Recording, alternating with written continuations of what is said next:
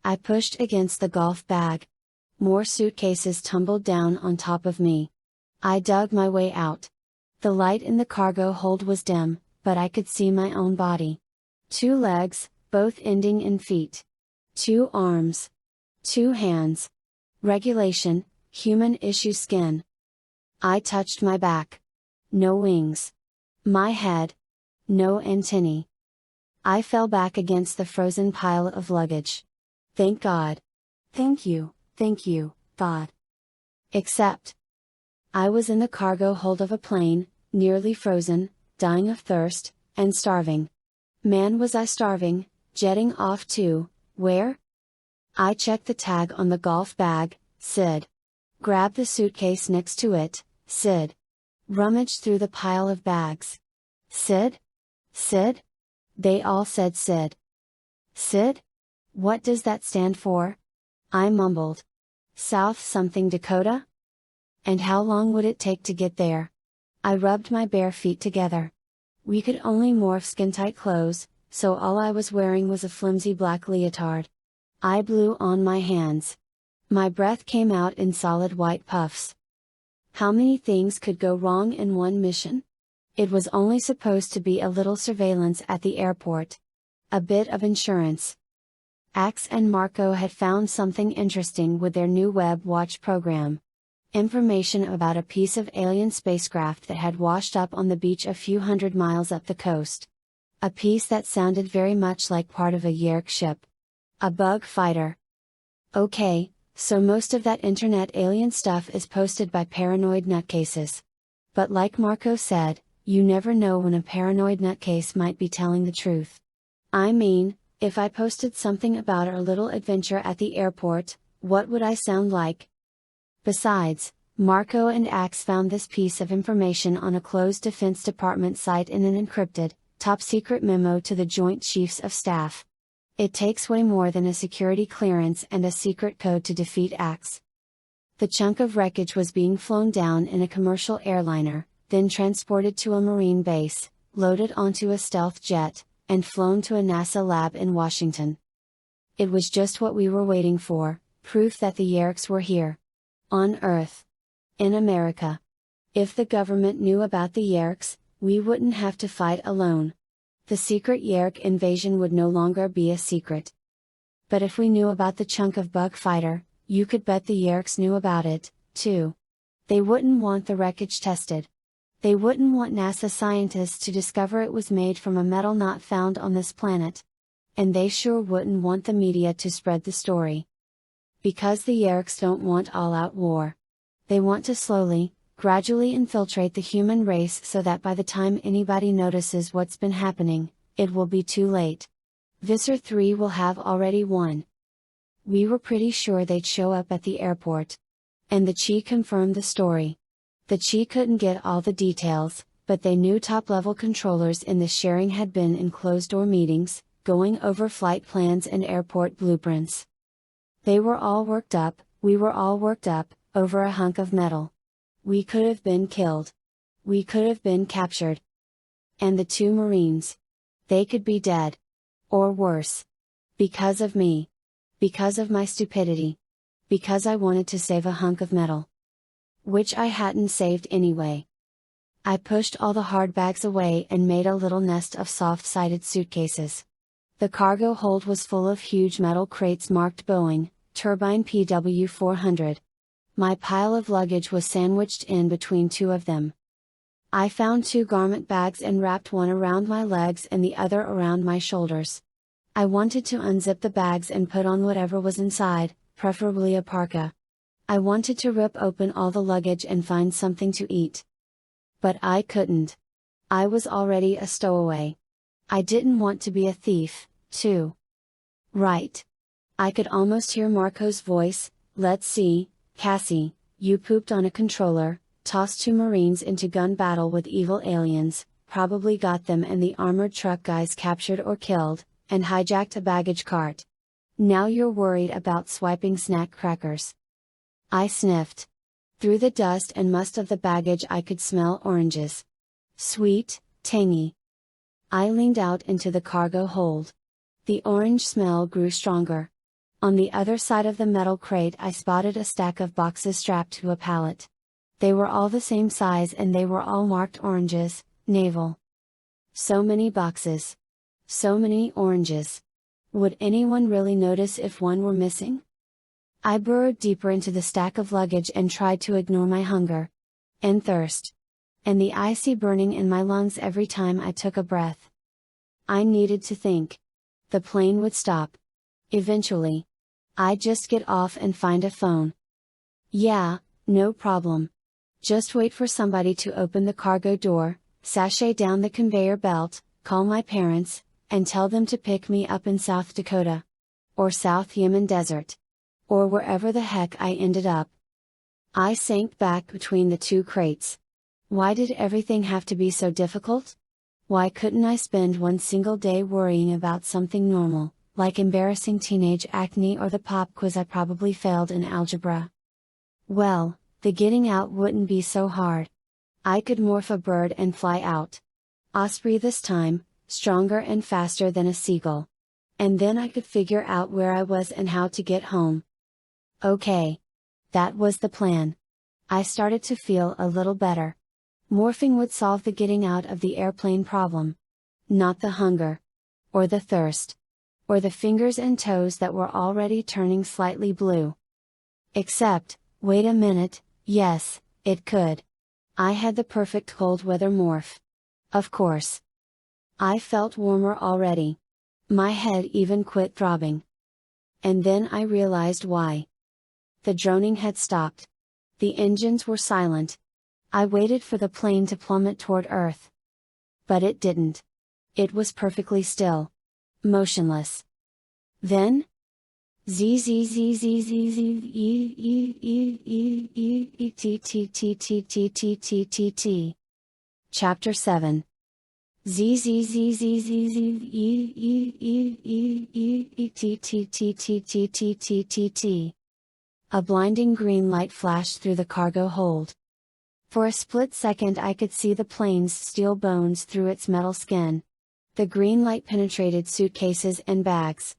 Metal crates were suddenly transparent, showing huge engine parts inside. Then the flash was gone. Black spots danced over my eyeballs. I blinked. What was it? But I knew, yerks. Somehow they'd figured out I was on board. And I knew they weren't finished. They wouldn't x-ray the plane, then just go away. I pushed the luggage and tried to stand. Whoa. I thumped sideways into one of the crates. My legs were dead. Not just stiff from the cold. Completely lifeless from the knees down. The green light. But why did it only affect my legs? I leaned against the crate. The crate. Of course. My legs had been sticking out into the open cargo hold, but the rest of my body had been shielded by the engine parts inside the crate. Pure dumb luck had saved me. So far. I dragged myself back into my nest of luggage. Above me the passengers and crew were probably frozen in place. They didn't have huge turbofans protecting them from the green light. But they'd be okay. The yerks weren't interested in them. They'd thaw out, never knowing time had elapsed, never knowing they'd been paralyzed and unconscious. Never knowing aliens had seized the plane in mid-flight. Whoosh! The cargo door slid up. I peered around the edge of the crate. A bug fighter, hovering outside, holding the plane in place with some kind of tractor beam. The repulsive form of the Texan pilot filled the bug fighter's windows. An enormous centipede with a row of knife-edge teeth rimming the round mouth on top of its head. Its four globby eyes jiggled like red jello. My first instinct was to morph small. Hide? And be killed by a can of Raid? I don't think so. Rachel's words. If Rachel were here, that's exactly what she'd be saying. They're ready for small. They're expecting you to run and hide. Don't give them what they want, Cassie. The port of the bug fighter rippled open. Two 7-foot aliens stood poised to leap into the plane's cargo hold. They glanced down at the miles of empty space between them and the plane, then turned and gestured toward the Texan. They were Horkwire, stormtroopers of the Yerk army. Feet of a T-Rex. Blades of a room-sized veg-o-matic. Deadly blades that covered their elbows, wrists, knees, tails, and raked forward like daggers from their serpent heads. They were armed with bug spray. Okay, Rachel. So small wasn't the answer. I had to think fast. What would Jake do? He wouldn't have gotten himself stuck in this cargo hold in the first place. Neither would Tobias nor Ax. Or even Marco. They were too smart. Too careful. And Rachel? Smart, yes. Careful, never. This was exactly the kind of suicidal mess Rachel loved. And I knew what she'd be saying: surprise them. Morph something big. Fight back. When? Right. Against how many? 2? This time Ax's voice echoed in my head. Voices in my head. Definite sign of mental illness. Those golf clubs must have hit me harder than I thought. But the voice made sense. A bug fighter isn't that big. Cramming those 2 Hork-Buyer in there with the Taxxon pilot was already pushing it. No way anything else would fit. Get rid of them, and I'd be safe. For a while. The Taxxon was angling the bug fighter closer to the cargo hold. The Hork-Buyer waited, bug spray in claw. Okay, Rachel, I whispered. I'll fight to win. I edged back between the crates and concentrated on the most powerful morph I possessed. My shoulders bulged, up and out, joining the hulking muscles of my body. I felt my legs growing stronger, longer, thicker. Felt. Yes. The new DNA threw off the paralyzing effects of the green light. Q-oonch. Bones cracked and reformed as my knees reversed, bending forward now instead of backward. My hands and feet thickened into paws the size of catcher's mitts. Claws shot from each toe. The lower half of my face pushed out into a snout, tipped by a leather plug of a nose. My ears slid upward on my bulging skull. My human hair stiffened, hollowed, lightened to transparency, and spread to cover my body with fur. My massive body. I was huge. Powerful. Unafraid. I hunkered down in the dim light between the 2 crates. Ka-lunk. The first Hork-Buyer leapt into the cargo hold. He peered through the darkness, then motioned toward the bug fighter. Ka-lunk. The second Hork-Buyer lumped on board. I could smell their musky stench, hear their talons clicking against the metal floor. My nose quivered. My ears twitched. Growl. I reared up from the crates. The Hork-Buyer froze. I didn't blame them. I was a bear. A polar bear. One of the most deadly creatures on Earth, when it wanted to be. I'd seen a polar bear sunbathe. I'd also seen a polar bear kick a grizzly bear's butt. Growl. I lowered my girth against one of the metal crates and gave it a shove. It skidded toward the Hork-Buyer. Hergefrast. They dropped their spray cans and turned toward the bug fighter. Not in time. Thunk. The crate rammed into the Hork-Buyer, knocking them backward like a pair of bowling pins. They tumbled out into space, followed by the crate of engine parts. Ah! Their cries spiraled into silence. I turned toward the Taxxon. Its jello eyes bobbed. Its claws tore at the bug fighter's instrument panel. PFFFFFFFFFFMMMPP. Another flash of light, orange this time. The airplane's engines roared to life. The bug fighter veered away and down. Whoa, sshh. Suction knocked me to the floor. The bug fighter's tractor beam must have been pressurized, and now the pressure was gone. My fur felt like it was being ripped from my skin.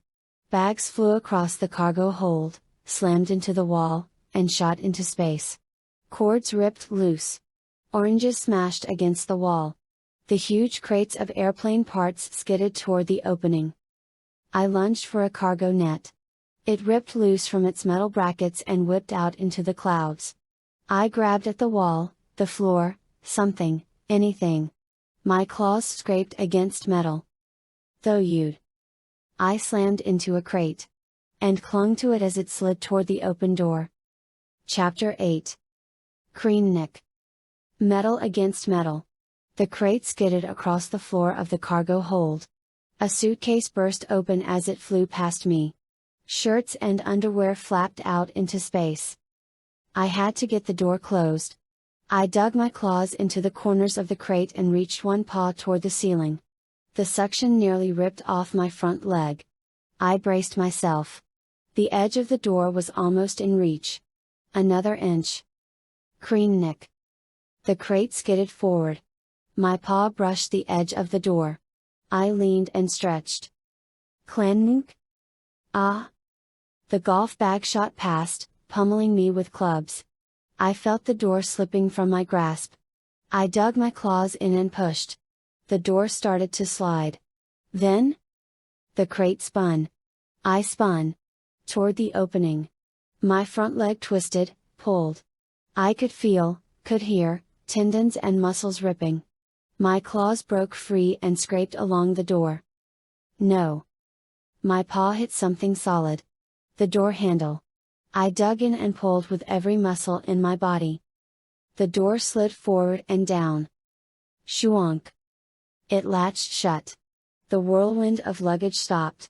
Boxes and suitcases dropped to the floor. I collapsed against the wall of the cargo hold. Pain burned through my shoulder, numbing my front leg. But I was okay. Okay. Yeah. For now? But I knew the Texan pilot didn't leave because he was scared. He left to get reinforcements. The Yerks would be back. Back and ready to party. Oh, brother. Now Marco was in my head. Telling bad jokes.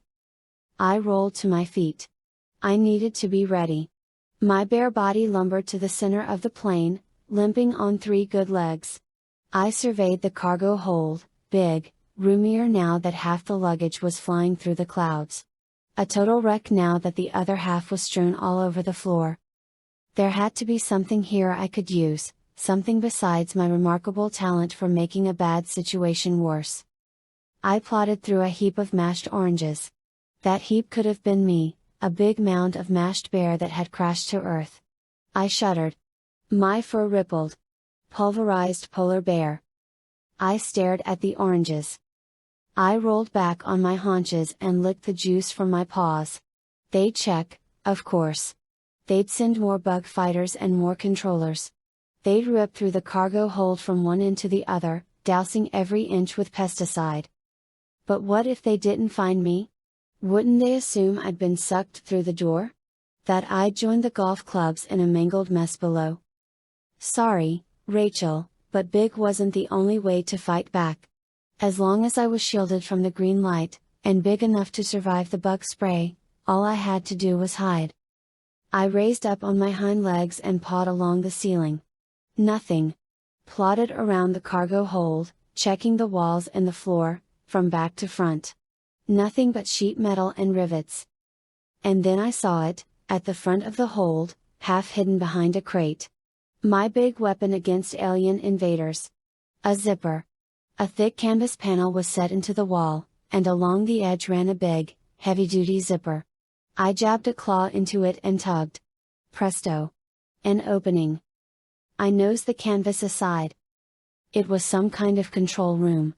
Lights, switches, and computerized gadgets lined the walls.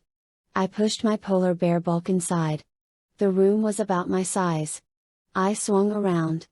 On the far wall was a ladder. And at the top of the ladder, set into the ceiling, was a hatch with a lever in the center. I reared up and pulled the lever. It turned. I nudged the hatch with one paw. It inched up. Light streamed through the crack around it. I could hear the sound of voices and clinking cups. Passengers. I settled the hatch back into place, left it unlatched, and plodded back into the cargo hold. My plan was taking shape, but none of it would work if I ended up frozen by the green beam. I picked 4 engine crates and shoved them, one by one, toward the canvas, heaving them into a circle next to the zippered opening. Then I crouched beside the cargo door and scraped my claws along the floor, digging deep gouges in the metal. I clawed similar gouges in the door itself, from the handle to the bottom edge. I sat back and admired my work.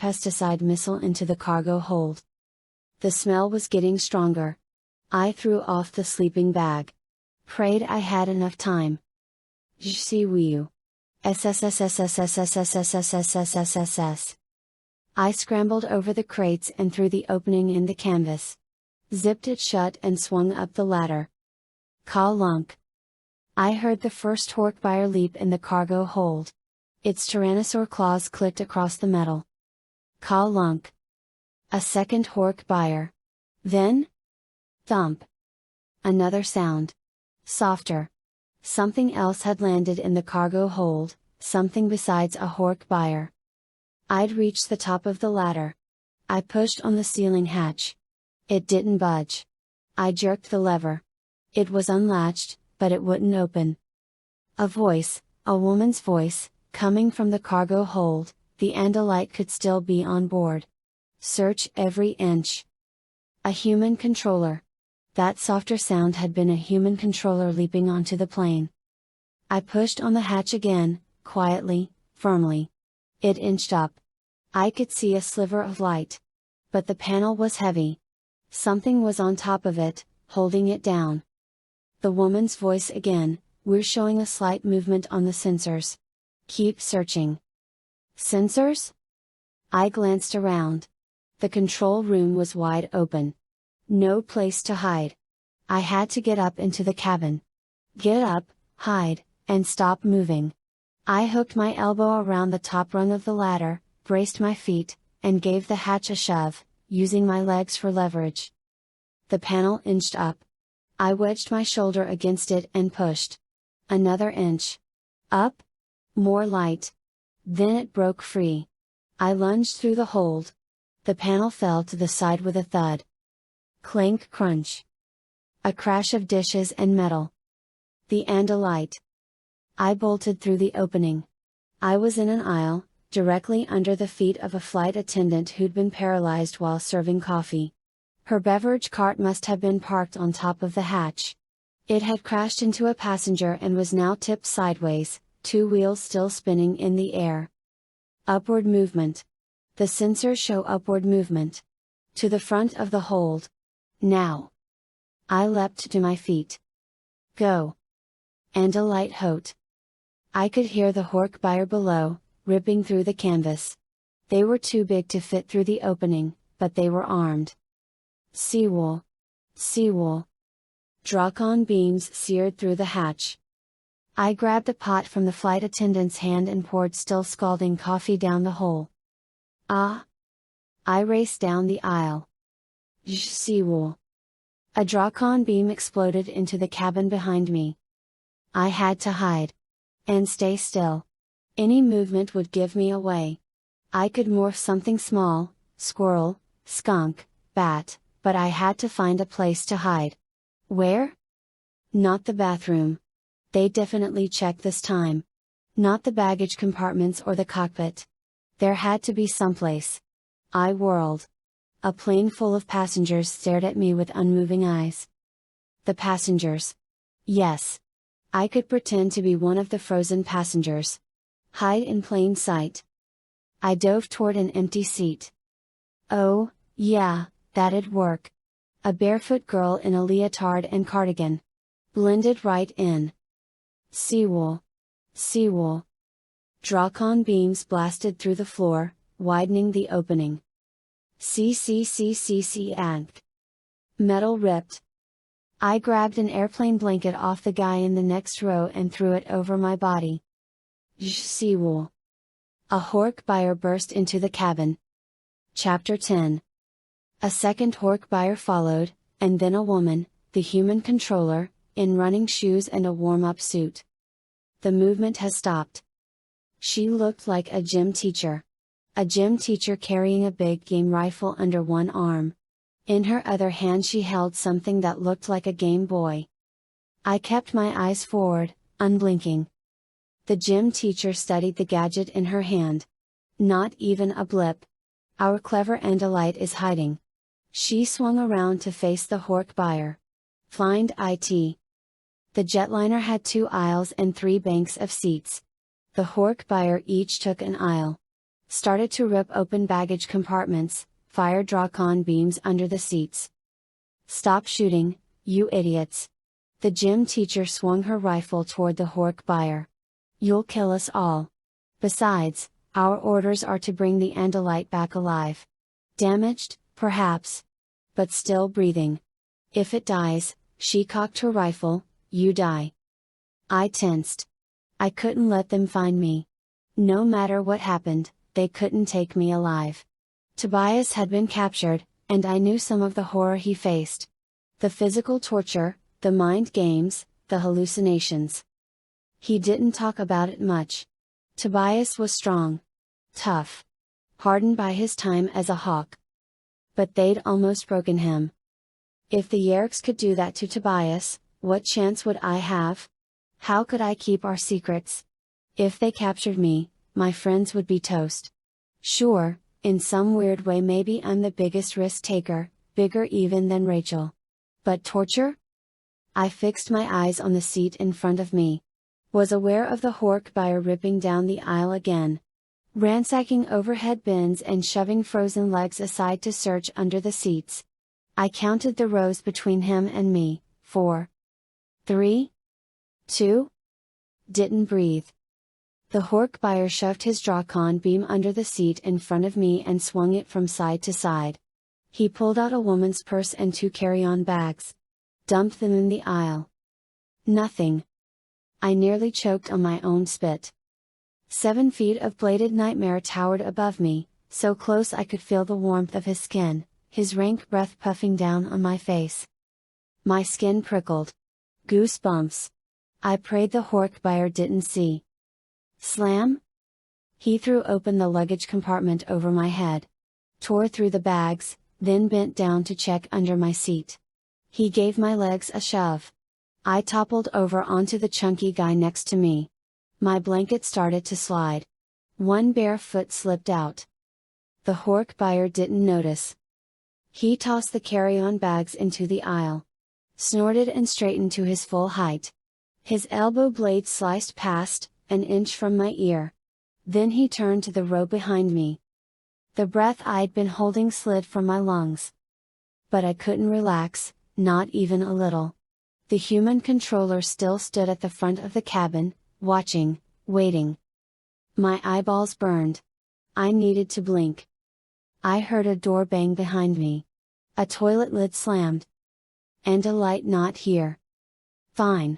We'll check up front. The human controller glanced once more at the passengers, then turned toward the cockpit door. The Hork buyer charged past me up the aisle. I allowed myself to breathe. And swallow. Once they entered the cockpit, I would escape. Somehow? The human controller slid the door open and started to step through. Then she stopped and turned, slowly, her eyes narrowed. I froze. The Andalite bandit could be under our very noses. She gazed from passenger to passenger. Set your beams on low and see if anybody jumps. Remember, capture, don't kill. She stepped into the cockpit. The 2 Hork buyer adjusted their Drawcon beams, then each started down an aisle. Shoo! The Hork buyer in my aisle zapped a businessman in the front row. The businessman didn't move. Shoo! The woman next to him. No reaction.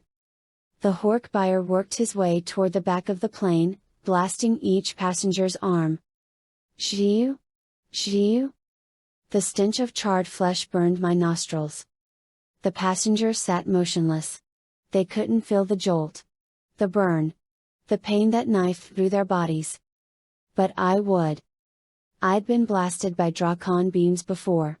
I would feel the pain, and I would react.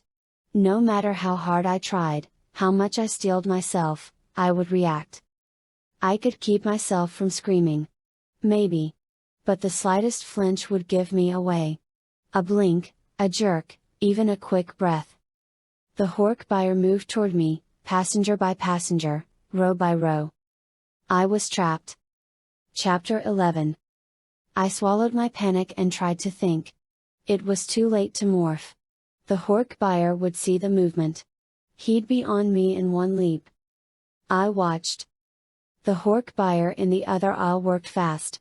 He was about 3 rows ahead of my Hork buyer. I could see him out of the corner of my eye, working on the aisle directly across from me.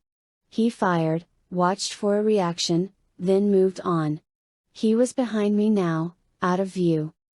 The Hork buyer in my aisle moved closer. Leaned over the row in front of me and fired. Shoo! He watched. Shoo! He waited. Shoo! Nothing. He turned to my row. I froze. I had a chance. One chance. But I had to time my moves perfectly. The Hork buyer leaned over me. His elbow blade whipped past my face. He aimed his Drawcon beam at the guy next to the window. I raised my hand behind him, slowly, steadily, holding my eyes straight ahead, the rest of my body motionless. Shoo! As the Hork buyer fired, I pushed my hand against his back. He jerked at the touch, then slumped forward, as lifeless as the passengers around us. I was acquiring him, absorbing his DNA, and he had fallen into the acquiring trance. He wouldn't stay that way long, but if I were quick and quiet, it might be long enough for me to escape. The Hork buyer swayed. I saw his hand relax, saw the Drakon beam balanced on his fingertips. I reached for it. Too late. The Drakon clattered to the floor. And a light. The other Hork buyer shouted. I dove. See you. The Hork buyer above me exploded into nothing. I inched backward on my belly. See you. The blast incinerated the seat beside me. I'd landed on the other Drakon beam, and now I grabbed it. Ka lump. The Hork buyer leapt over the frozen passengers in the middle seats. His claws dug into the carpet less than a foot from my face. I aimed. See you. The Hork buyer vaporized in a cloud of black smoke. I stared at the Drakon beam in horror. I'd only meant to stun him. The weapon must have knocked to full power when it hit the floor. I leapt to my feet. Not the time. Had to get away. I raced toward the front of the plane, sideswiping the overturned coffee cart and hurdling the hole in the floor. I couldn't go back down through the hatch. I'd be trapped. The bug fighter pilot would see me trying to escape through the cargo door. There was only one way out, and I had to reach it before. What's going on out here? The human controller stepped from the cockpit. Did you find the... I stopped dead. She stopped dead. I glanced toward the passenger door. It was halfway between us. How very clever. The controller raised her rifle.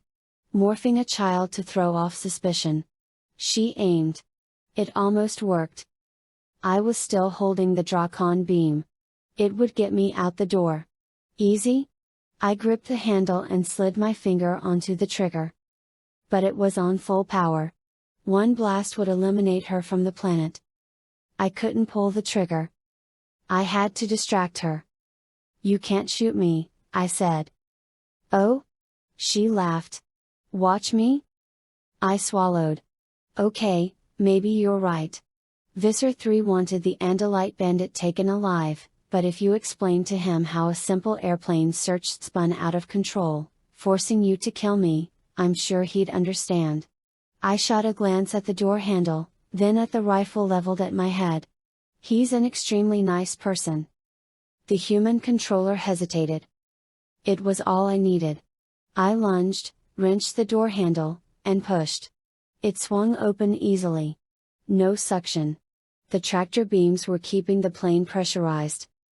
Still clutching the Drakon beam, I dove into space. Chapter 12. Ah! Flying is incredible. Riding the thermals, feeling the lift beneath your wings, soaring through the endless blue of the sky. Ah!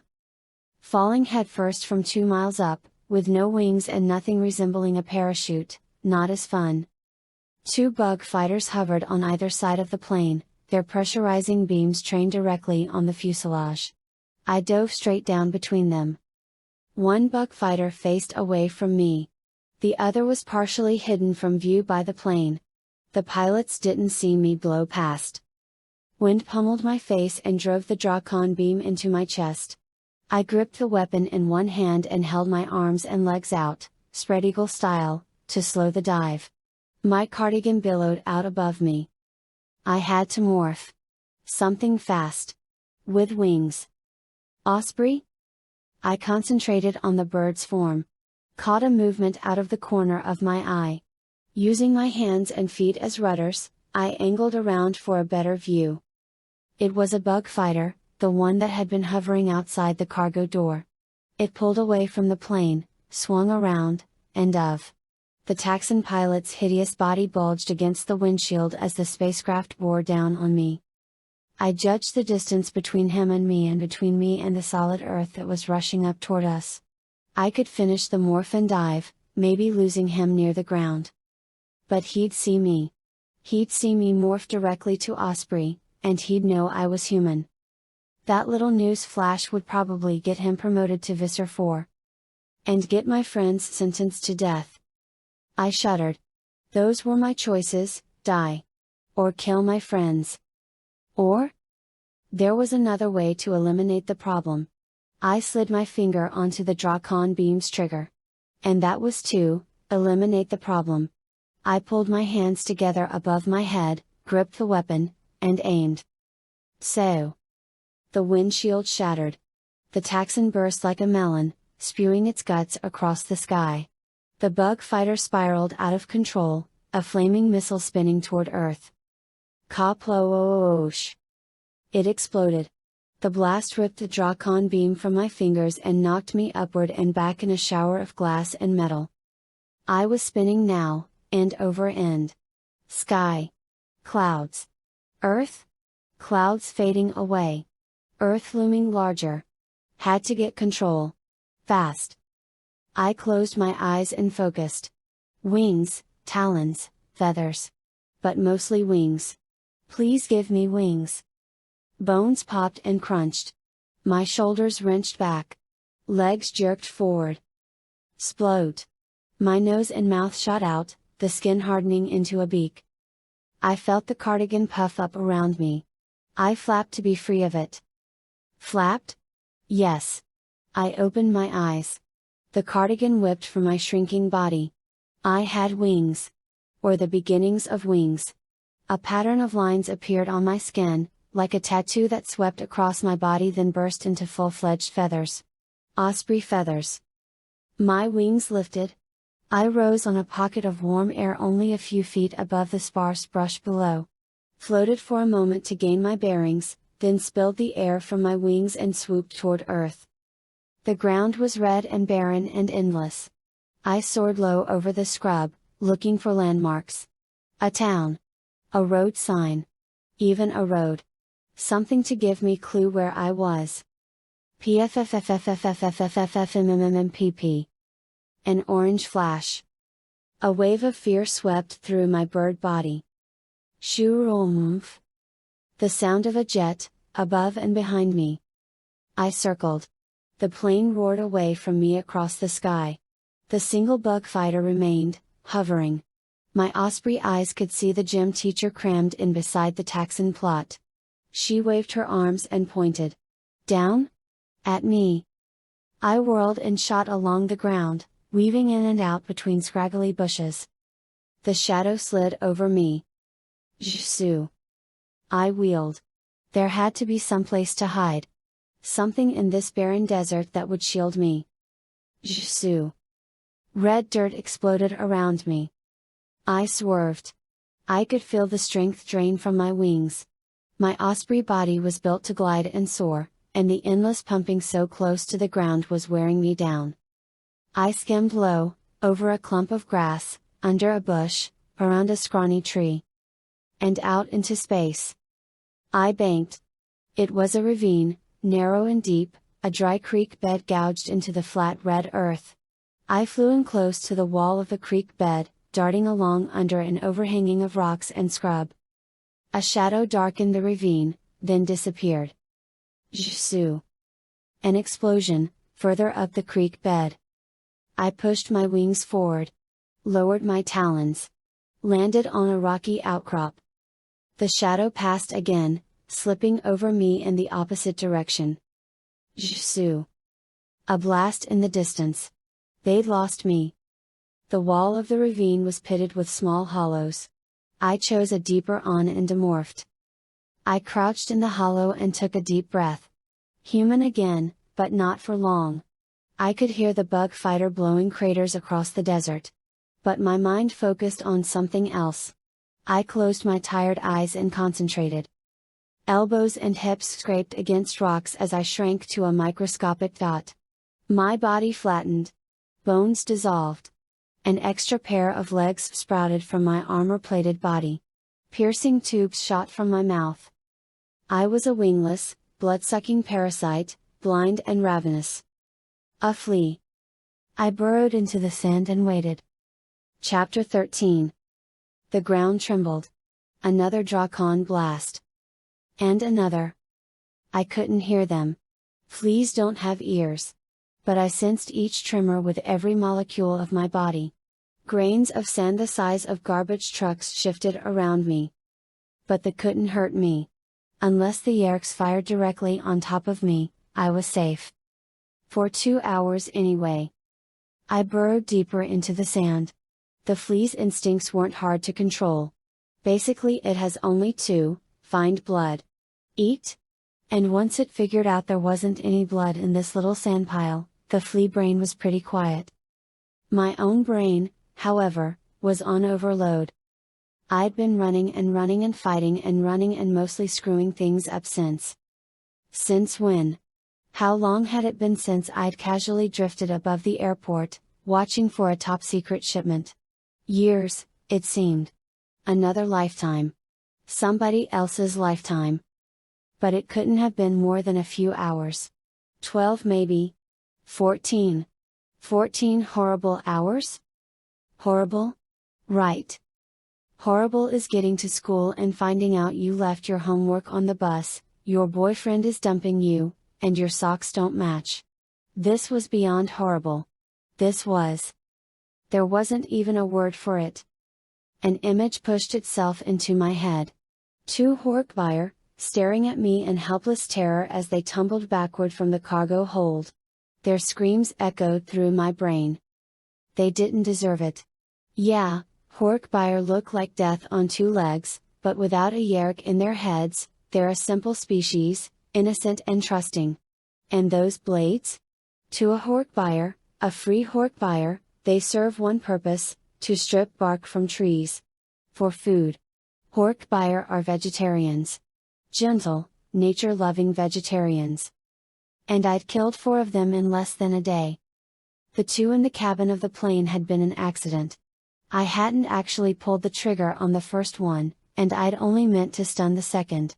Still, if I hadn't been there, they'd be alive. And what about the 2 Hork-Buyer in the cargo hold? Not an accident. I had meant to kill them, and I did. Just like I'd meant to kill the Taxxon. I could almost hear Rachel, "Please, Cassie. Taxxons are willing controllers and pure cannibals. That pilot would have gobbled up his own splattered guts if he'd had a mouth left to do it with. Don't waste your sympathy. Or your guilt. Somebody had to die, you or him, and you chose him." End of story. Yeah, the end of a story that shouldn't have started. If I'd made even one good decision, one smart move, in the last 12 or 14 or however many hours, none of this would have happened. Bald Spot wouldn't have gone nuts. The Marines wouldn't have started shooting. I would have bailed when Jake gave orders to abort the mission. And I wouldn't have fallen unconscious in the cargo hold of a plane, left with no choice but to kill or be killed. I'm not trying to be some kind of martyr, or say that I'm always a screw-up. I'm not. In my world, making hard choices is part of the deal. Sometimes I'm right, sometimes I'm wrong. Sometimes I just can't tell, even when the mission is over and we've all come out alive, at least. Leave the Animorphs. Come back. Trust Aftran, the Yerk. Trust her again. Take responsibility for the never-ending, always unfolding consequences of those decisions.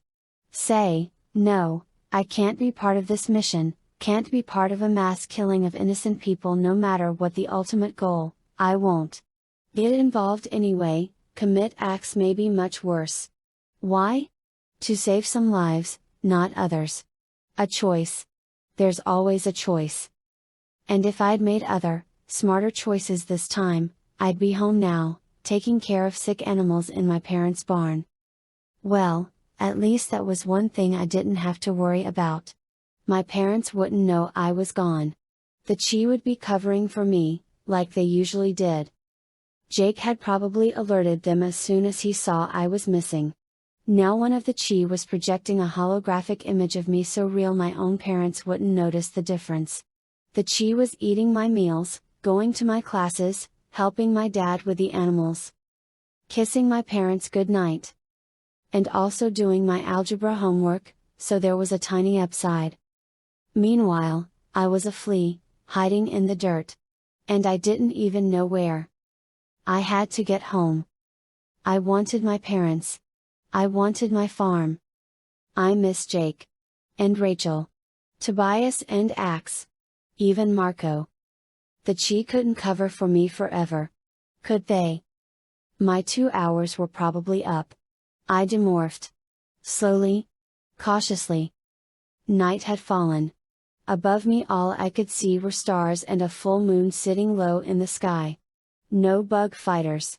No stalled out airplanes. No gym teacher gunning for me with an elephant rifle. I stood and peeked over the edge of the ravine. Nothing. A wide flat stretch of nothing. Okay. I brushed sand from my hair. This is good. I don't know where I am, but apparently the Yerks don't, either. Definite improvement. I can work with this. I stared across what looked like an endless desert. I think. I grabbed hold of a root and pulled myself from the ravine. I crouched low, half expecting an army of Horkbuyer to appear out of the darkness. That's when I heard the voice, right in my ear, "They're gone." Chapter 14. Ah. Ah. G-G-G-R. I screamed. He screamed. His dog flattened himself against the ground in front of his master and let out a low growl. I crept backward in the dirt. "It's okay, T'Challa." The kid reached out to scratch the dog's neck. He glanced up at me, then lowered his eyes. "He won't bite you," he said. The kid was about my age, maybe older. It was hard to tell in the moonlight. He'd been sitting between a big rock and a clump of bushes, and I'd practically landed in his lap when I'd climbed out of the ravine. His skin was dark, darker than mine. He dissolved into the night shadows. I glanced around. What else was lurking in the dark? "No worries," he said. "We are alone." I glanced around again, not sure whether or not to believe him. "Man," I said. "You scared me." "I scared you." He laughed. His dark curls bobbed. The dog's ears twitched. "That's funny." "Yeah. Hysterical." I pulled myself out of the dirt and started to brush off my clothes. I peeked up at the kid and caught him staring at my leotard. He looked quickly away. I glanced down. Okay, so the thing was in shreds. Rachel would be thrilled. She'd get to take me shopping for a new one when I got home. If I got home. I looked up. The kid smiled. "You'll be needing some help." Yeah. What was it with him? It was like he was reading my mind. His voice was soft, and a little shy, but also confident. Like he knew what needed to be done and was willing to do it. Kind of like Jake. I shook my head. No, nothing like Jake. "Yeah, I could use some help. I'm sort of, gee, how was I going to explain suddenly appearing out of nowhere? Lost." "Lost," he laughed again. "The bird girl who can change into a bug is lost. No worries. Now you're found." He climbed to his feet. "I'm Yami and I'll be your guide for the evening." He smiled. "I like to say that. One of my uncles is a tour guide at Uluru." Yami turned and loped off along the creek bank. T'Challa the dog trotted behind him. "I'm Cassie," I hollered after them. "And thanks. I think." I ran to catch up before I lost them both in the dark. I stumbled about as I followed them through the scrub, trying to keep my bare feet on the soft sand and away from rocks and sticks and prickly clumps of grass. Yami was barefoot, too, but his skinny legs rambled along with a natural grace. T'Challa bounded along at his side. He was a sturdy little dog, not more than a half-grown pup, with dark speckles all over his coat and sharp ears that perked up at every rustle and bird call. We walked in silence for a few moments. "So," I finally said. "You saw all that back there, huh? The bird? The flea?" Yami nodded. "And the funny airplane." He shook his head. "Many planes fly over, but I've never seen one like that before, chasing birds and blowing holes in the ground. It was a surprise." "The bug fighter. A surprise. Yeah, you could call it that." I tripped over a scruffy bush. "But the bird changing to a girl, then to a flea, then back to a girl again. That wasn't a surprise?" Yami gave me a little sideways smile. "No." He shrugged one shoulder. "Okay, maybe a little. But he stopped suddenly and held his arm out at his side. I almost ran into it. But not a lot. This is why. He lowered his arm. I caught my breath. The flat desert floor had come to an abrupt end. We were standing at the edge of a crescent-shaped cliff. Chala's ears twitched. Grrrr. SSSSH. Yami held his hand on Chala's back to keep him still. Stay. The dry creek bed ended at the edge of the cliff. I peeked over. The full moon was reflected below. The cliff walls dropped straight down to a pool of water. It's a sacred place, said Yami. A spring, created by our spirit ancestors. They made the water and the cliff and all the caves along the cliff. And when they finished, they changed themselves into rocks and mountains and trees and stars and all the things on earth and in the sky. He gave me his one-shoulder shrug and flashed a grin. And maybe fleas, too. Who knows? Chala stood at the edge of the cliff dead still, every muscle tensed. His ears pitched forward. Grrrr. No, Chala. Stay. Yami scratched Chala's head. He looked at me and motioned toward something below. I followed his gaze. The moonlight fell on a herd of large animals grazing in the grass along the water's edge. Some were hunched over, eating. Some stood upright on their huge back legs, almost like humans, their long ears twitching. One of the smaller ones, a baby, turned and leapt into its mother's pouch. Okay, I said. This is not South Dakota. Chapter 15. South Dakota. Yami gave me a funny look. You are lost. No kidding. I gazed down at the herd of kangaroos. Lost in Australia. About as far away from home as I could get without leaving the planet. But the kangaroos. I stared at them. They were such an odd combination of parts, the face of a deer, the ears of a rabbit, the long tail of a rat stretching out behind them on the ground. When they bent over to eat, they were an awkward tangle of tail and legs, their big furry rumps higher than their heads. When they stood, they held their smaller front legs at their sides, like a human. And somehow all the odd and curious parts came together in a magnificent whole. I didn't know they were so big, I whispered. These are reds, said Yami. Taller than my grandfather. This mob grazes here often. Mob? Yami shrugged. A bunch of roos. A mob. I nodded. A mob. I couldn't take my eyes off them. And neither could Chala. Grrrr. The kangaroo stopped grazing and looked up. Stay, Chala. Chala turned his head toward Yami, then back toward the kangaroos. One of the bigger ones leapt. Its huge back feet thumped against the grass. Chala bounded along the edge of the cliff and scrambled down where the land began sloping toward the plain below. No. Yami raced after him. I followed. The kangaroos bolted. They didn't stampede like cattle.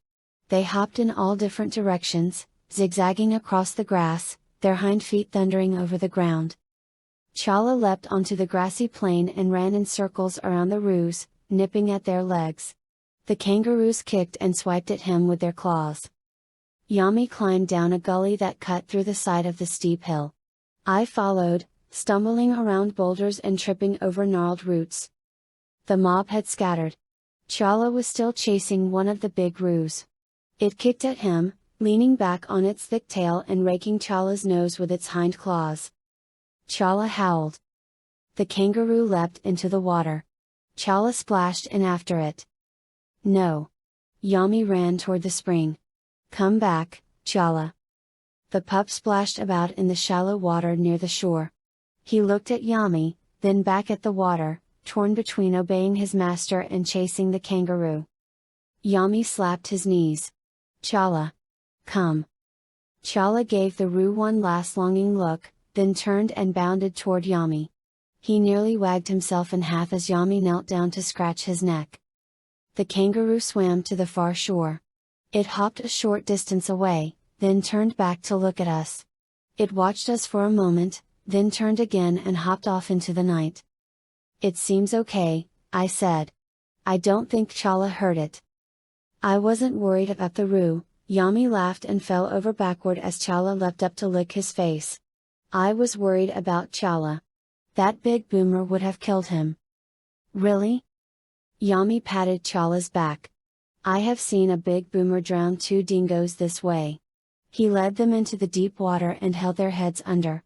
2 wild dingoes at one time. Yami climbed to his feet and started off across the grass. Chala started to follow, then stopped. His ears perked up. I listened. A rustling and thumping. Yami listened, too, then nodded and looked off toward the sound. Chala and I followed. We found a female kangaroo, a doe, Yami called it, caught in a woven fence. One of her hind legs was pushed between the wires. She held her head up and back as A kicked and clawed. Her joey peeked out of her pouch.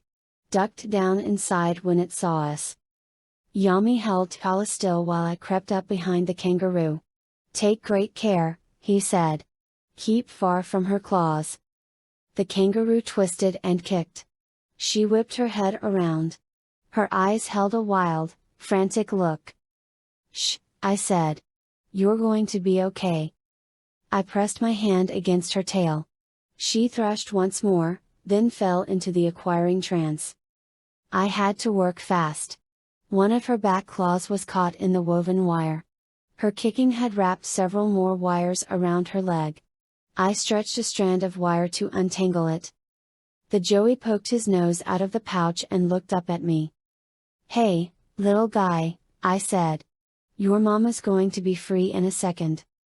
I pulled the last wire from her claw, then backed away. The mother kangaroo lifted her head. Her ears twitched. She sniffed her joey, then rolled to her feet and bounded off. Bump! Bump! Bump! She stopped under a stand of knotted trees and turned. She stood upright, watching me. Her long ears flicked. Then she turned again and hopped away. Yami smiled, his sideways smile. "You have a special way with kangaroos," he said. "Maybe the bird girl wants to change into a roo next time instead of a flea." He laughed. I laughed, too. Yami thought turning into a kangaroo was a pretty funny joke. I didn't tell him the joke was now entirely possible. Chapter 16. Ha ha ha ha. A booming laugh burrowed into my dreams. I opened my eyes, closed them, then opened them again. The sun blazed across a sea of red sand. Red sand. Oh, yeah. Australia. I could still hear the laugh, and the sound of voices. I lifted my head. I was lying on a hard wooden bench on Yami's porch. Someone had rolled up a blanket and slipped it under my head, and now my neck was molded around it. My shoulder was numb where it had been jutting into the wood. It had to be morning, early morning, but the air was already so thick with heat I could barely move through it. I swung my legs over the side of the bench and sat up. I remembered following Yami to his family's outpost. No, not outpost. Outstation. That's what he'd called it, an outstation. I remembered waiting on the bench while Yami went to find his mother. I remembered resting my head on my arm when I leaned over to pet Chala. And that's all I remembered. Until now. The talking and laughing were coming from outside. I wiped the sleep from my eyes and stood up. I had to find Yami and see if I could use his phone. I had to get home. Somehow? At the very least, I had to get out of here. The Yerks would be back, and I couldn't put Yami and his family in more danger than I already had. Yami's house was a small stone rectangle, low to the ground, with a metal roof that extended out on all 4 sides to form a porch. Nearby I could see a couple of other houses and a little silver camper.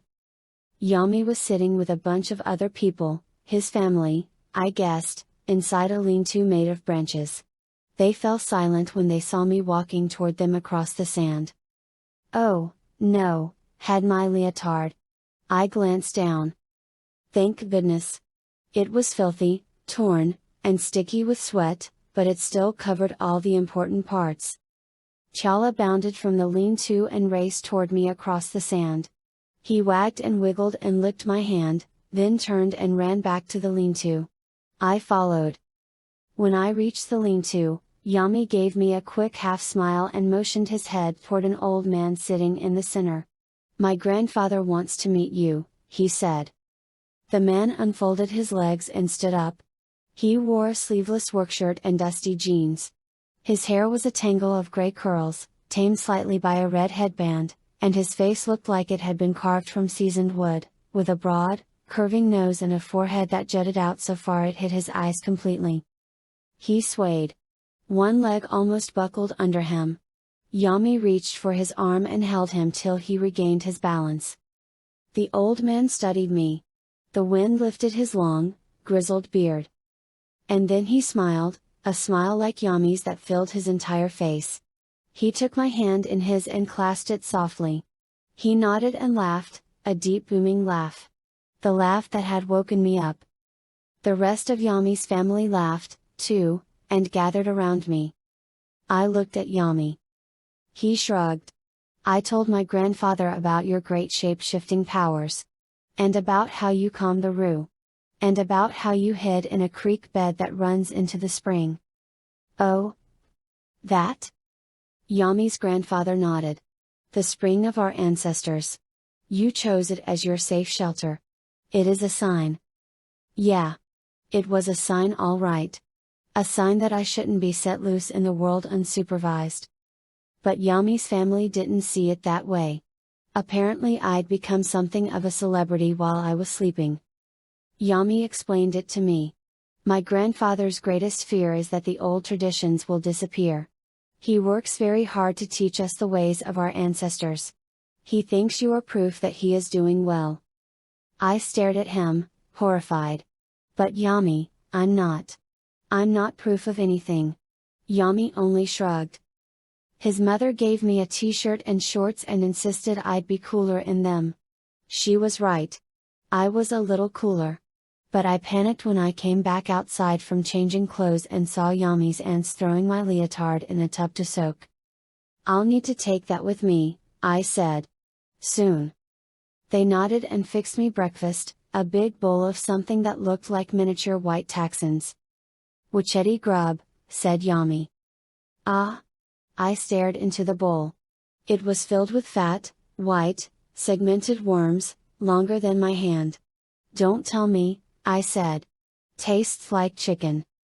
Yami frowned. "No." He popped a grub into his mouth and chewed. "More like butter. You try."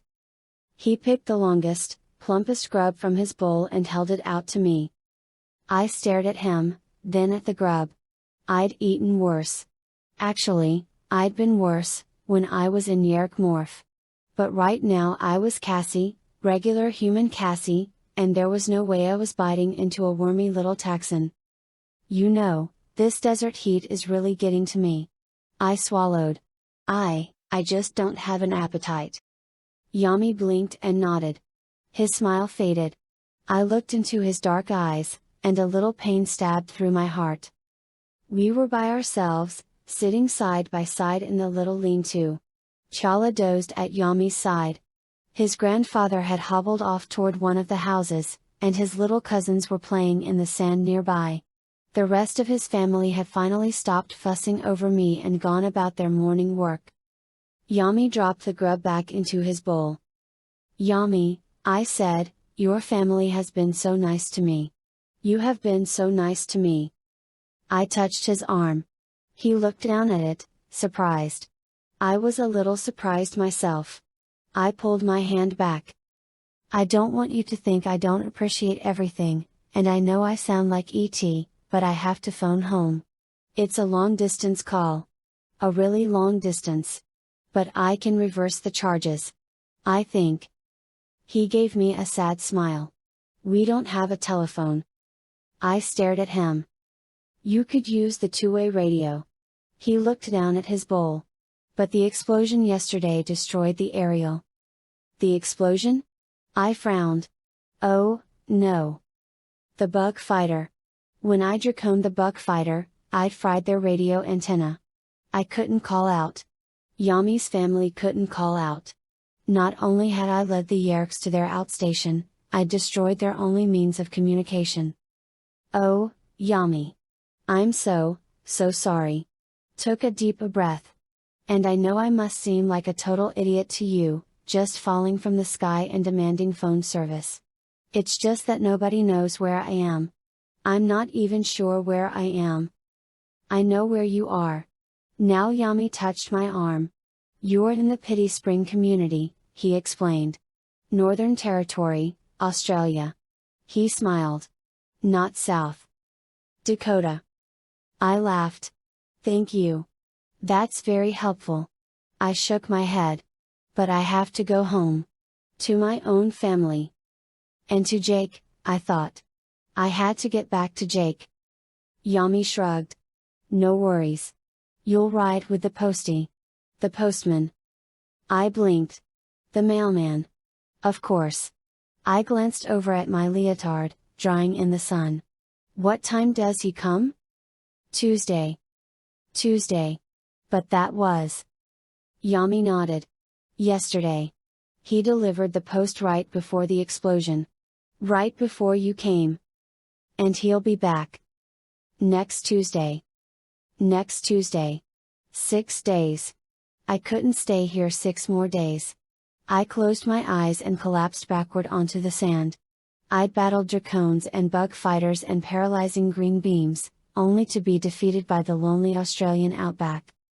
Marco would love this. Cassie the nature lover finally gets out into nature and begs for technology. A low buzzing hum pierced my thoughts. It started so softly I barely noticed it, then grew louder. It sounded like. I sat up. An airplane. Chapter 17. I shielded my eyes against the sun. A small silver plane glinted on the horizon. I raced from the lean-to and waved my arms over my head. Hey! Down here! Stop! Stop! Hey, down here! It was a small plane, flying low. It buzzed closer and closer and was now almost directly overhead. Stop! I jumped up and down in the sand, waving my arms like a crazed referee. Chala bounded out of the lean-to and ran in circles around me, barking at the sky. The pilot dipped his wing and flew on. Hey! I watched the plane grow smaller and disappear over the horizon. I was still holding my hands over my head. I let them drop to my sides. Tourists. Yami scratched Chala's head. You'll see them all morning flying in that direction, then all evening flying back the other way. Waving won't make them stop. They'll just snap pictures of the charming natives and fly on. I wiped the sweat from my face and tried to catch my breath. The desert heat sucked the air right out of my lungs. So where do they take off from? How far is it? From the Alice. About 100 kilometers from here. 100 kilometers. Okay. That was, what? We'd done this in math class. A kilometer was less than a mile, like maybe half a mile. Maybe a little more. So 100 kilometers was only 50 or 60 miles. I stared out at the endless red desert. Give or take a blistering acre or two. Yami shook his head. You'd never survive it, he said. Not Cassie the girl. Cassie the bird, who knows? Too bad you aren't a kangaroo. A kangaroo could be making a telephone call in only a few hours, he laughed at his own joke. But even a kangaroo would wait till the sun went down. He turned and walked back to his wacheti grub. Chala followed. I stared at them. A kangaroo. Fast. Smart. Built for the outback. Bet than Crocodile Dundee with a big knife. But could the kangaroo find its way to a pay phone? Because Cassie the girl sure couldn't, and she wouldn't have Yami along to lead her safely through the night desert. I wiped my sticky neck on the sleeve of my t-shirt. Yami was right. I couldn't go anywhere till the sun went down. I would wait until nightfall, then morph kangaroo. Yami could give me directions to the nearest town. Just a few more hours and I would be on my way home. I squinted up at the clear, bright sky.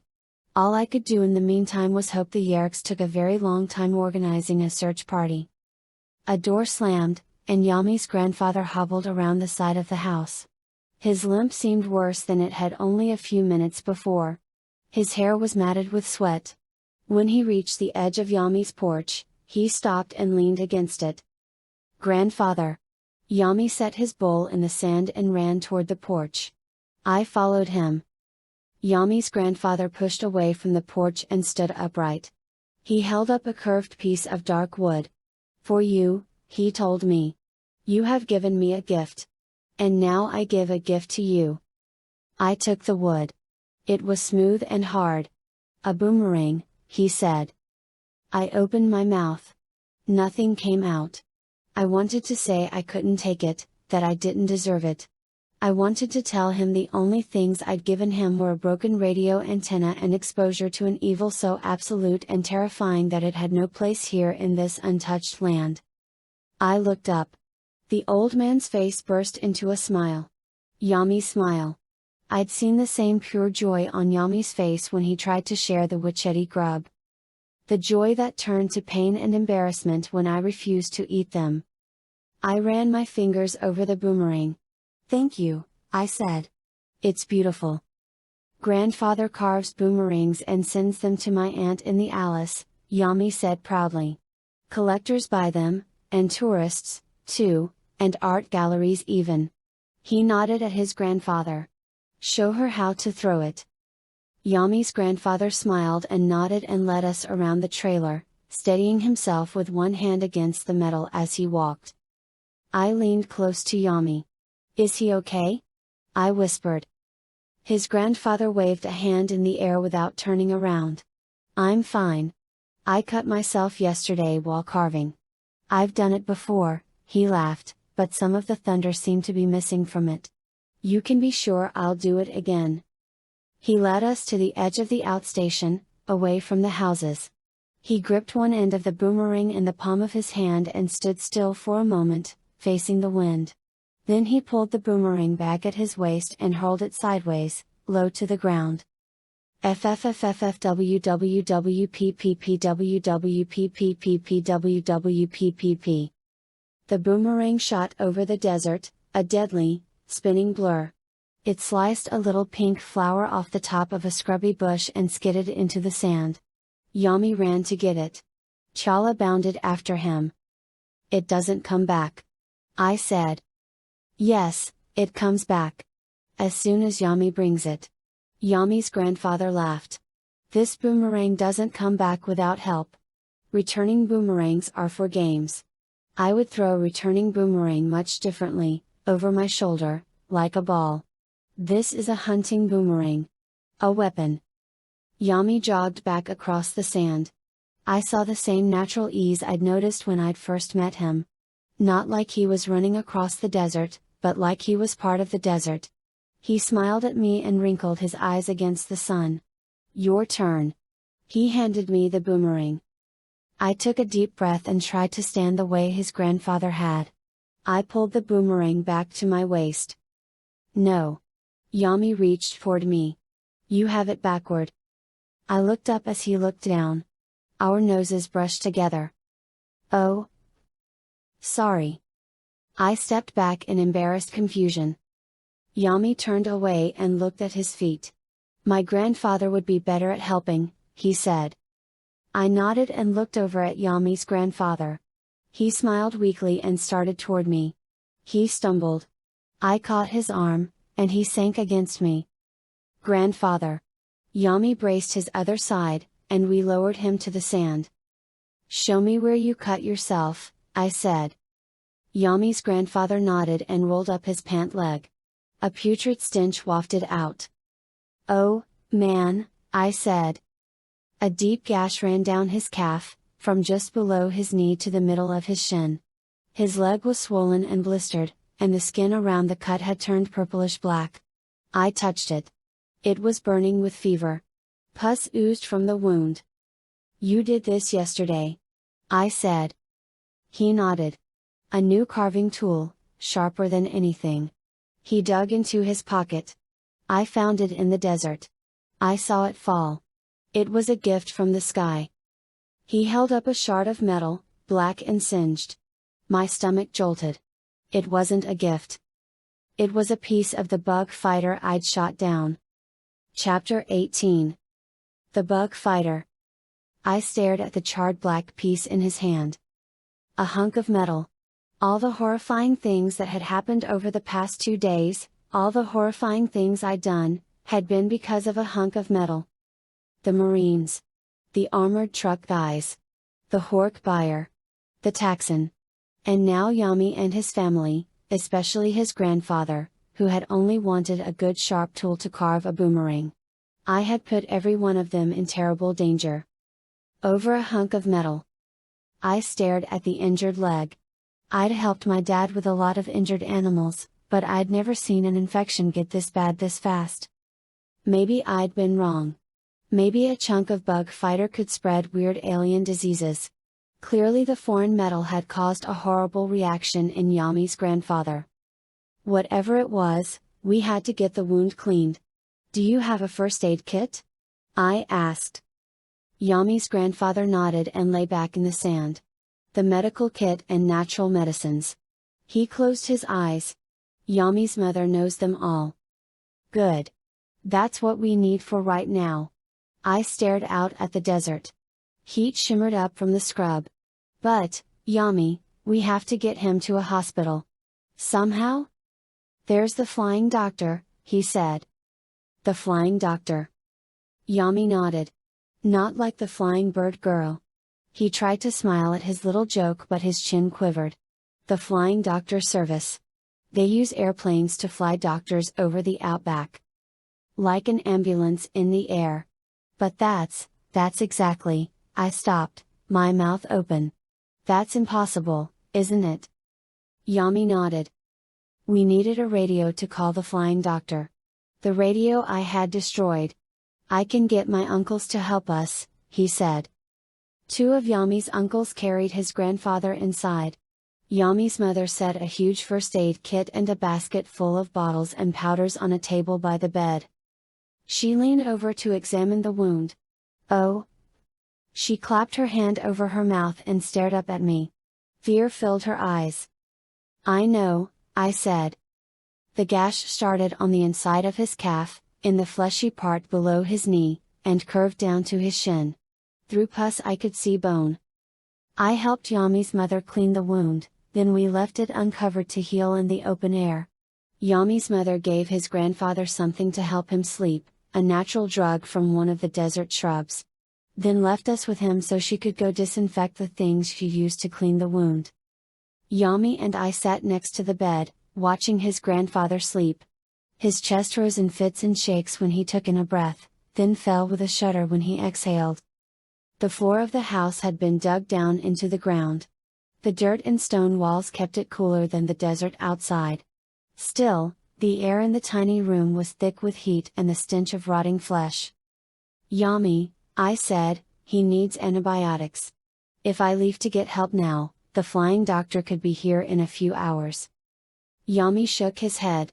This is the middle of summer. You would never make it. I mopped the sweat from his grandfather's face. Do you remember what you said about changing into a kangaroo? He nodded. Well, I can do that. I can become a kangaroo, and I can get help. He looked at me. Do you remember the other thing I said? That even a kangaroo would wait till the sun went down. You wouldn't be able to travel very fast in this heat. You'd have to stop and rest and find shade. He narrowed his eyes. And you wouldn't. You'd push yourself on. To get help. But you can't help my grandfather if, his gaze flickered to the floor. If I die in the desert? He lifted his eyes. Yes. Okay, I said. I'll wait until sunset. I didn't tell him I'd already planned to morph kangaroo and cross the desert during the night. My earlier panic about making a phone call suddenly seemed trivial. We stayed with his grandfather all morning and into the afternoon. Yami's mother came in and out, and I helped her clean the wound and reapply the medicine. It wasn't helping. The infection only grew. Yami's mother left to gather more plants for medicine. I sat on the floor with my back against the wall, waiting for nightfall. I leaned my head against the stone. I guess I closed my eyes. Woo! A moan. I blinked. Red streaks of light fell across the room. I glanced out the window. The sun was setting. Woo! Yami? I stood up.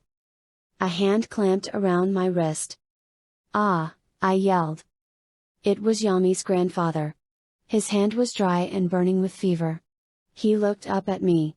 His eyes blazed in a bright frenzy against the gray of his face. Help me. I will. I am. I squeezed his hand between both of mine. I'm going to get help. I rubbed the back of his hand. He closed his eyes. Then I glanced down at his wound. Oh, God! His entire lower leg, from just under his knee to the top of his foot, was black and swollen like a basketball. A throbbing, putrefied basketball, about to explode. Chapter 19. Yami, wake up! Yami was leaning against the foot of the bed, his head on the mattress. Yami, we fell asleep. You have to wake up. His dark head bobbed. No worries. I am awake. He rubbed his eyes and climbed to his feet. Stared at his grandfather's leg. Oh! Yami, it's too late to get a doctor. I swallowed. If we don't stop the infection, now, he'll die. And there's only one way we can stop it. I held his gaze with mine, so he would understand. We have to get rid of it. Yami nodded. Then the horror registered. Get rid of his leg. It will save his life, Yami. And once he's stable, I can go find a doctor. Yes. I'll get my mother. He ran out the door. I sat on the edge of the bed and studied his grandfather's worn, rugged face. The old man's plea echoed through my head, help me. Did he know what he was asking? Would he want to live with only one leg? Or would he rather we let him die? But I knew the question was pointless. I wouldn't let him die when there was still something I could do to save him. I wouldn't let him suffer through the misery of being slowly eaten away by infection. I wouldn't let him go when there was still so much he needed to teach Yami. I'd helped my dad with amputations, a deer, a coyote, a raccoon. All hit by cars. And I'd done surgery without my dad. Brain surgery, on Ax. It was the hardest thing I've ever done, but I'd do it again in a heartbeat. To save my friend's life. One of my right choices, no doubt. I patted the old man's hand and stood up.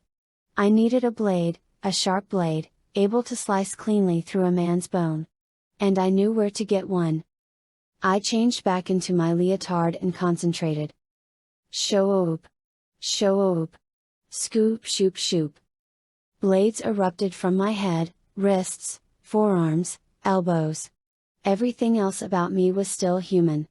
I was Cassie, the human switchblade. And I could have stayed that way. I could have stopped the morph right there and used the blades to perform the operation. But I needed more than the blades. I needed the strength to use them, more strength than my young human arms possessed. Whoosh. My neck stretched up and out, a serpent neck extending from my shoulders. Shoulders that were bulging. Massive shoulders and arms powerful enough to wrench a full-grown oak from the ground. I grew taller. The blades on my serpent head scraped the ceiling. Coork. My body dropped as my legs slammed back and up. My hips rotated and my knees reversed direction. My toes melded together and shot out into 4 claws on tyrannosaur feet. Sroowomp. A thick tail shot out from the base of my spine and banged into the table, rattling the bottles of medicine. Skin grew thick and tough. Teeth, like scalpels, sprouted from my jaws. I was Horkbuyer. And not just any Horkbuyer. I had 2 Horkbuyer morphs now, but I had chosen to become the one I'd acquired on the airplane, the Horkbuyer who had vaporized under the Drakon beam. I was a Xerox copy of a Hork buyer who could no longer exist except through the DNA in my blood. And I was not a killer, not a natural terrorist for Visser Three. The Hork buyer was gentle, curious, and a little afraid. And he was going to help me save a life. The door banged open, and I jumped. My mother is out in the desert. My aunt went to find. Yami stared at me in horror. Backed against the wall. It's me, I said. I'm still Cassie. Here? Inside. I clasped one fierce hand over my chest. Your voice. Yami pressed his hands against his ears. I know, I said. It's the best way for me to communicate with you right now. Yami pulled his hands down slowly. You can save my grandfather like this? Yes. He nodded. Tell me how to help. We scrubbed our hands, or, in my case, claws, and I disinfected my wrist blades. We elevated the infected leg with blankets, then Yami gave his grandfather more of the pain medication his mother had made. Yami found a belt, and we used it as a tourniquet around his grandfather's thigh.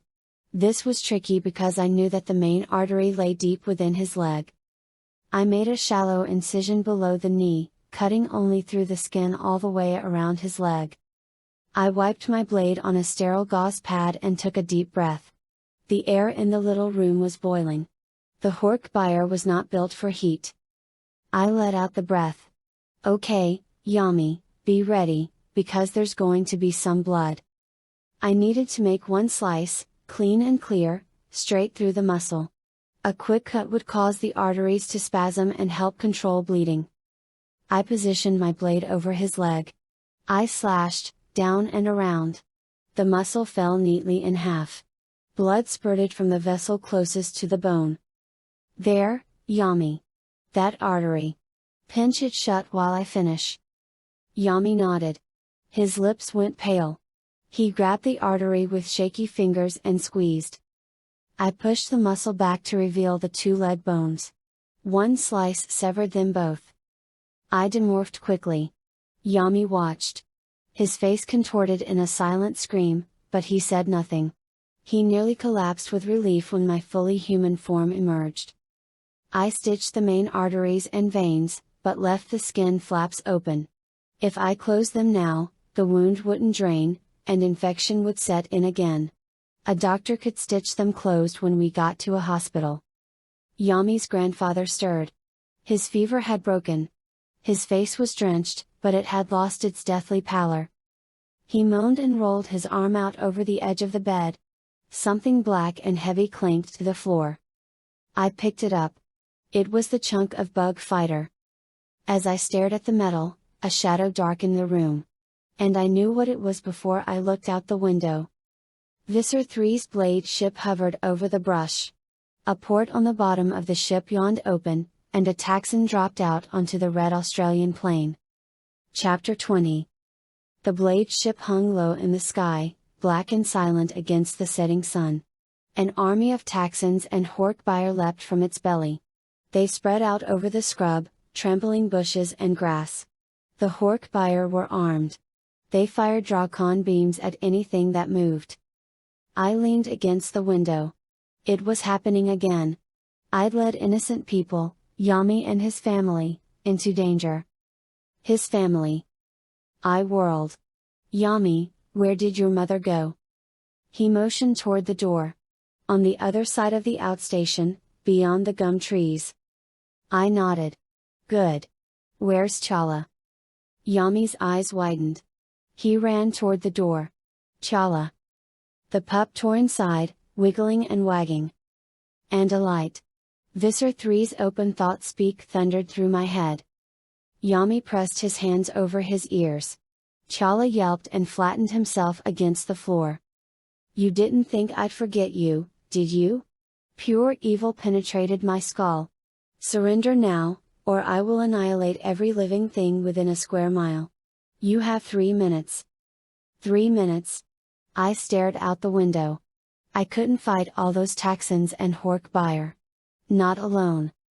And I couldn't hide. It would only put Yami and his family in more danger. Visser Three would kill them all just to flush me out. I had to give him what he wanted. I had to come out in the open. If he saw me, he'd leave Yami's family alone. If he knew where I was, he wouldn't have to blast the desert into confetti looking for me. One last Taxon tumbled to earth, then the port of the blade ship rippled shut.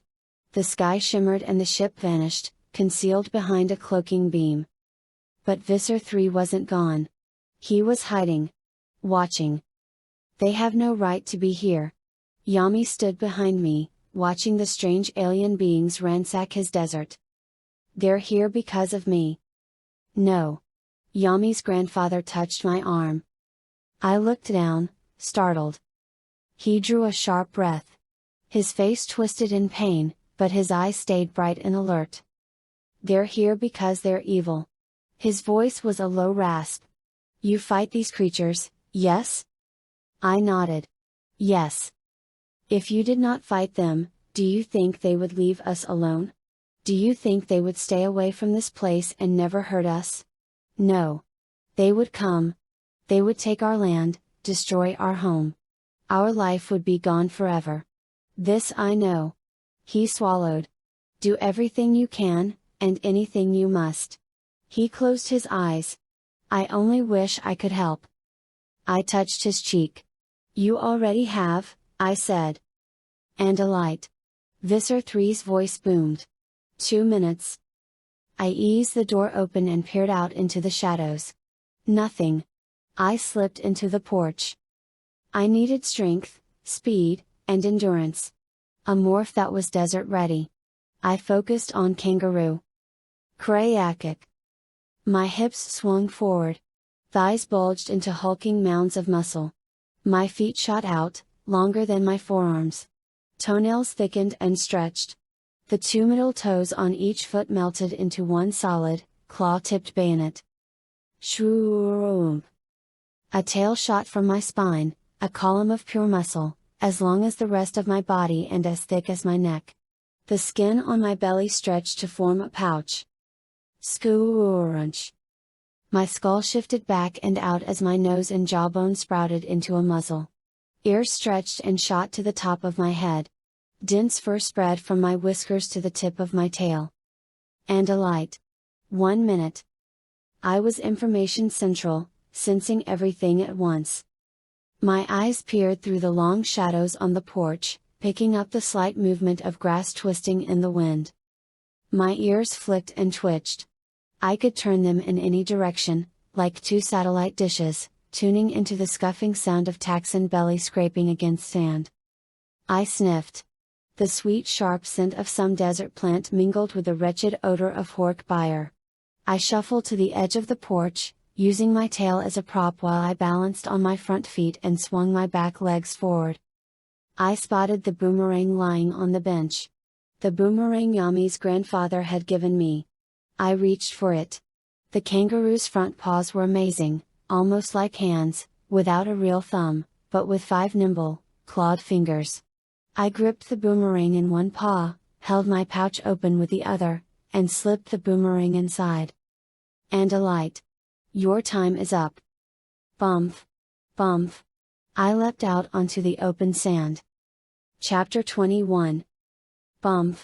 Bump. I hopped between the houses of the little settlement. My nose twitched. Foul Taxon breath drifted toward me on the desert wind. One of the hork buyer looked up. Then a Taxon. One by one the Yerks stopped combing the desert and watched me. I stood upright, ears flicking, ready to make my move. A gunfighter facing off against a gang of outlaws. I had to let the Yerks know I was the Andalite bandit, not just a misguided kangaroo. And then I had to run as fast as I could for as long as I could and lead them as far away as I could. Bump. Bump. Bump. I leapt to the edge of the settlement and faced the empty spot in the sky where the blade ship had vanished. I could almost hear Rachel, "Let's do it." And Marco, "Are you insane?" "Maybe," I said silently. "No." And a light. "See will you." The ground exploded at my feet. I bolted. My legs were like coiled springs. Bump! I landed on both feet. I leapt again, soaring what felt like the length of an 18-wheeler, my tail curved out behind me for balance. Taxon and Hork-Buyer controllers crunched through the scrub behind me. I veered off, away from the settlement, away from the clump of gum trees and Yami's mother. Bump! Bump! Bump! The tendons at the backs of my legs were like rubber bands. I landed, and the rubber bands shot me back into space. The faster I hopped, the more energy I had. I could leap forever. See you. A Hork-Buyer jumped out ahead of me. I turned. See you. Another Hork-Buyer and a Taxon. I whirled. Another Taxon, dead ahead. He slithered toward me, his centipede legs shooting him across the sand.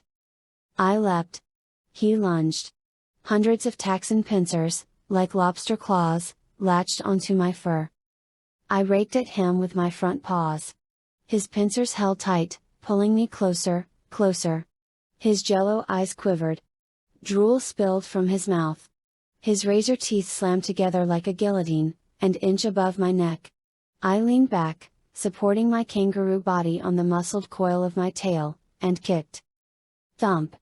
Thwump thwump! The massive muscles that had propelled me across the desert now released their force on the Taxon. My back legs struck, again and again. I shredded him with my dagger claws. He sank back from me, Taxon goo oozing onto the sand.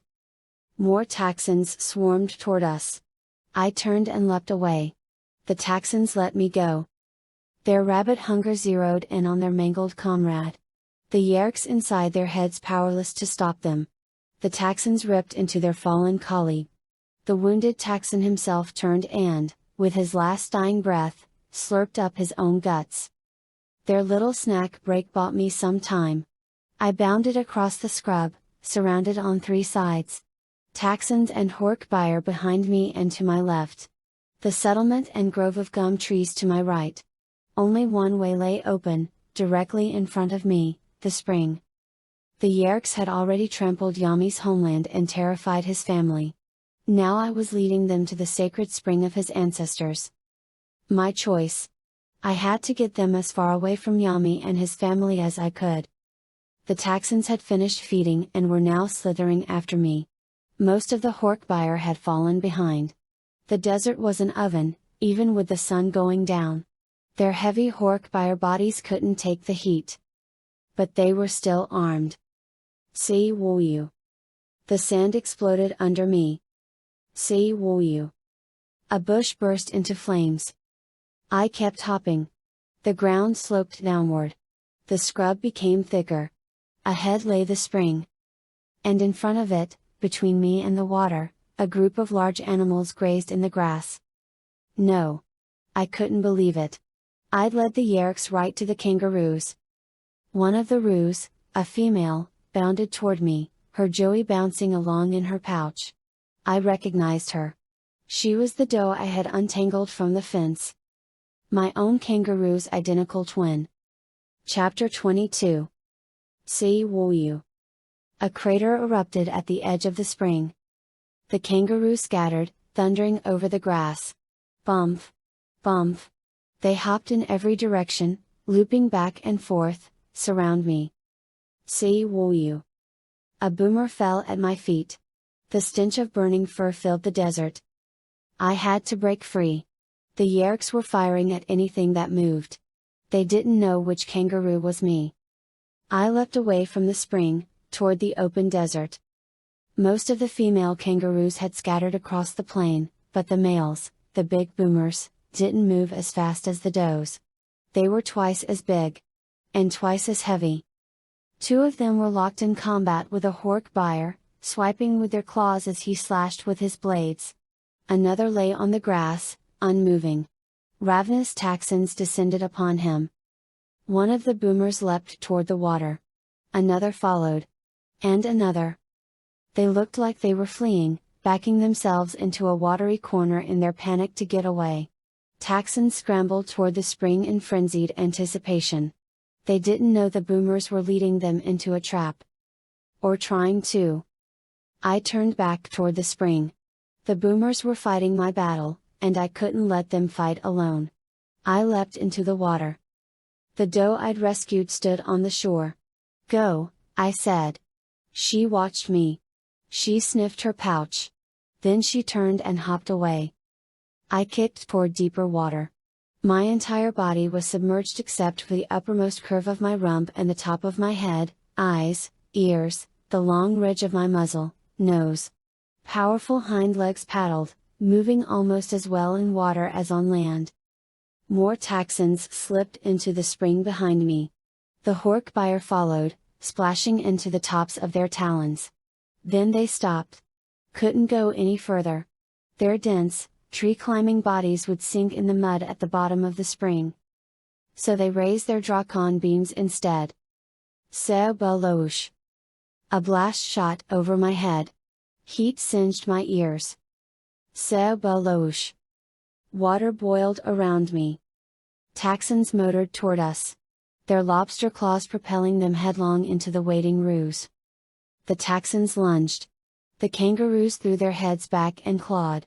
Pulled the bloated Taxons down in the water. A Taxon barreled down on me, backing me toward the cliff. Another circled and came at me from behind. Claws snatched at me, front and back. I raked and kicked. The Taxons pressed in. Pushed me under. I fought to keep my face above the surface. Leaned back. Water lapped into my ears. A slurping Taxon mouth bore down on me. My ears slipped under, then my eyes. My muzzle. My mouth. Only the tip of my nose remained above the water. The Taxon lunged. I kicked. Slashed. The water churned around me. My nose buried in foul Taxon flesh. The Taxon was on top of me now, pushing me down. I plunged deeper and deeper into the cool bottom water. I struggled to break free. Taxon claws, locked onto my fur, pressing down, down. Thrashing, legs and shoulders dragged through the water. Lungs burning. I dug my paws into the Taxon's skin. His fat body bobbed like a beach ball. I pulled my hind legs up and around, so that I was on my back, under the Taxon. Shloomp? Shloomp? I kicked. My middle toes plunged into the soft flesh of the Taxon's belly. Spolouche. The Taxon exploded. Popped like a big, nasty pimple. The force of the eruption propelled me to the surface. Air? I sucked in lungfuls of air. The other Taxons writhed toward the sight like maggots. I jetted away from them. Seobalouche. The water sizzled. I whirled. A Hork-Buyer aimed at my head. Seobalouche. I dodged. Seobalouche. I dove. The Hork-Buyer raised his weapon again. FFFFFWWPPPWWPPPPWWPPP. A whirling blur whipped over my head. A boomerang. It struck the Hork-Buyer in the throat, knocking him backward into the grass. His serpent neck was sliced nearly in half. I turned. Yami and his uncles were above me, crouched on the rocky bluff of the cliff. Chapter 23. FFFFFWWPPPWWPPPPWWPPP. FFFFFWWPPPPWWPPPPWWPPP. The men of the outstation launched a squadron of boomerangs. Thup! Thup! 2 more Hork-Buyer fell. Hargerfas. A Hork-Buyer pointed at the cliff. The others raised their Drakon beams. Yami! Get out of here! I screamed in thought speak. You'll be killed. See you. The edge of the cliff exploded. Yami! No worries. Yami's voice rang out over the spring.